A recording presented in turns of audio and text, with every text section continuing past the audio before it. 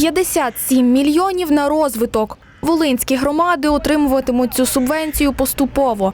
У серпні на рахунки місцевих бюджетів уже надійшли 10% з цієї суми. На що витрачати, вирішуватимуть самі громади. Однак спочатку це потрібно узгодити з облдержадміністрацією. До прикладу, Любомльська ОТГ отримає 10 мільйонів. За 10 мільйонів можна мати об'єкт, який можна зробити, і це навіть побачать люди, що да, щось зробили. Чи це благоустрій, чи це буде будівництво якихось комунальних споруд. У липні Кабінет міністрів виділив майже 1,5 мільярда на підтримку малих міст.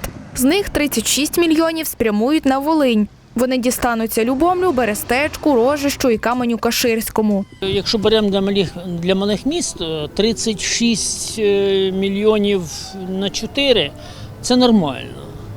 Це нормально. Але якщо беремо в конкретності, то найменша сума для Берестечка – 1,3 мільйона. Ну, це маловато. На що спрямують ці гроші, громадам буде відомо згодом. Втім, варто поспішити, бо освоїти субвенцію треба до грудня.